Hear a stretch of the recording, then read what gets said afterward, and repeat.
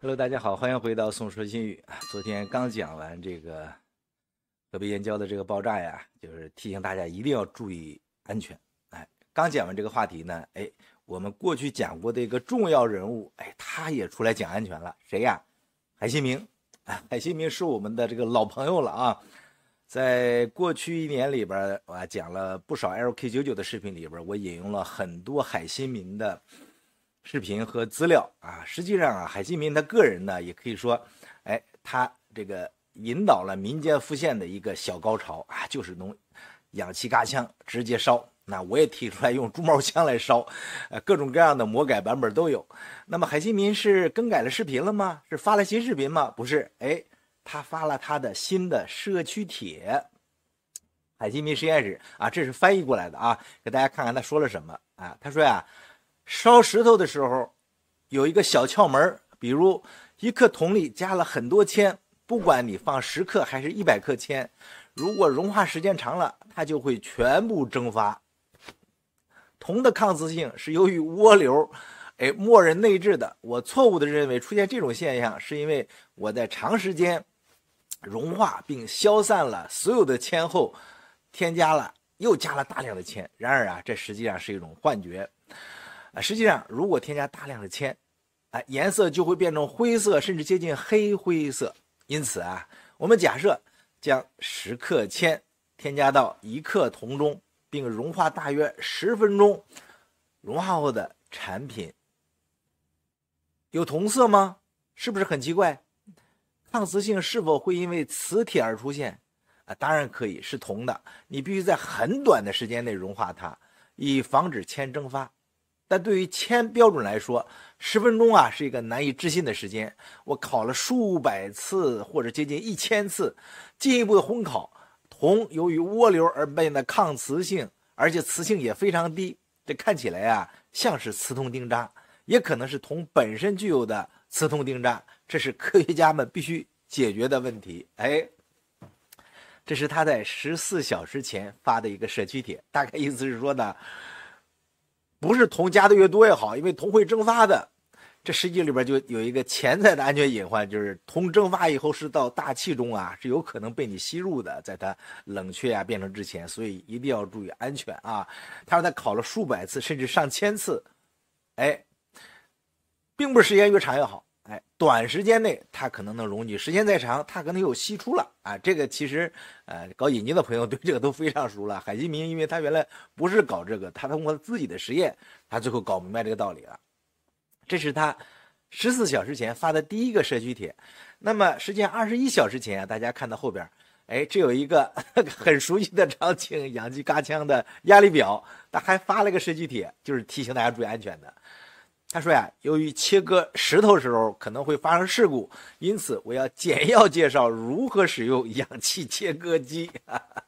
这是我的标准，请不要误会。首先啊，将液化气连接到红色软管上，将氧气呢连接到绿色软管上。我们建议您拧紧软管带，以防止气体溢出。并通过用水等东西产生的气泡来测试每个链接，就是密封性。而且如图所示，燃气压力表分为绿色部分和红色部分。打开燃气的时候啊，可以通过转动压力表的阀门进行调节，使其不能超过红色这个部分。安全。气体和氧气设置完成后，用惯用手握住割具，并用右手当一只手握住割具的时候啊，这个手腕上的阀门是液化石油气阀门，用左手打开阀门。这里要注意的是，即使你认为阀门打开了一点，但实际上可能开得很大。所以你需要将零点设置在阀门打开的地方，打开并再次锁定，并稍微打开，就是来回试。如果你做对了，繁荣就是好了，火就会很大，它会变成一个有声音的火焰喷射器。如果割具喷嘴出现小火，将喷嘴以一定角度贴在干锅或者金属地板上，用右手拇指和食指转动，将氧气阀朝食指方向打开，一点一点的打开煤气阀，一点一点的打开氧气阀，来回调，就可以达到想要的火力大小。你只需要创建，你不必了解氧气割具顶部的阀门，因为它在切割钢板时候使用的。另外，融化时不要在封闭的空间内密闭进行，而应在空旷的地方进行，否则呀，这个应该在有风扇、通风设施或吸尘器的地方进行。在室外或者开着风扇的时候啊，不要背对着风或者迎着风，而应该让风从侧面吹来。如果你背对着风，会产生涡流，可能会吸入，所以啊要小心。如果吸入，建议你离开现场，呼吸新鲜空气，休息一会儿。是不是海新民对安全还是挺重视的？那么在10天前啊，实际上他还发过一个社区帖，1天前呢发了一个呵呵呵啊，在10天前呢，10天前是什么时候？朋友们，就是3月4号。我希望并为今天宣布取得的好成绩而欢呼啊！JR 战斗，再往前就是1年前的帖子了。所以呢，海新民啊，虽然没有更新视频，他在更新他的油管的社区帖。但是按照默默说法呢，大家可以看一下知乎上默默关于海新民他的去处啊，说他可能加入了老全的队伍啊，全教授的队伍。那么呢，可能背后是越南的资金等等啊，非常的狗血，听起来就像真正的韩剧一样。那实际上啊，这个从海新民拿氧气割枪开始啊，一直到郑大哲这个又继续的用这个氧气割枪。我们看一下郑大哲的这个视频，是吧？郑大哲不叫视频啊，他的这个图片看到了吧？从这儿我们感觉我就有一个奇怪的联想。郑大哲他在论文里说呀，就把这些什么铜、铅、磷啊这些硫放到里边烧，他的粉放里边烧，然后战火。并且时间呢是0到10分钟，温度是2000度。我们想一想啊，自然界中会不会产生室温超导体？如果是这么简单条件的话，而这些元素在自然界中并不罕见，而2000度的高温也好，还是突然的战火也好，还是氧气也好，无处不在的氧气，为什么自然界中不可能啊？为什么自然界我没有找到室温超导体呢？是我们还没有找到，还是根本就不存在？他就说：“老宋，你醒醒啊，别做梦了啊！这实验室都合成不了东西，自然界怎么能合成的？”我们讲讲我们从哪儿来的，生命是怎么起源的？大家想想，在远古时期的地球，一个无机物的海洋里边，怎么就诞生了有机物呢？就是那种极端特殊偶然的概率，极小概率对不起啊，一道闪电过来是吧，它就产生了生命必须的那种有机小分子，慢慢生成了大分子，慢慢开始有了生命起源。就是这种生命出现的概率也是极其偶然的，但是它就出现了。你难道说把铅、铜、磷、氧什么硫放到一起，这个使劲烧入室温超导体的这个难度比生命起源还要高吗？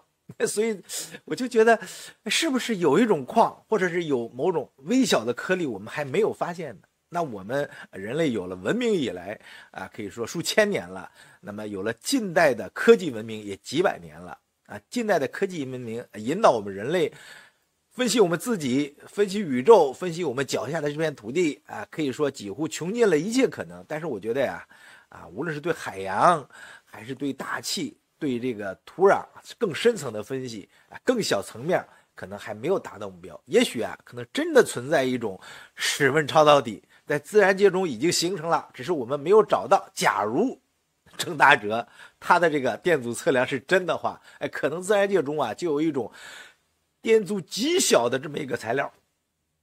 这就是阿凡达电影里边的一个背景了。在一个某个星球上，某种特殊的环境里边，它就生成了这种超导体矿。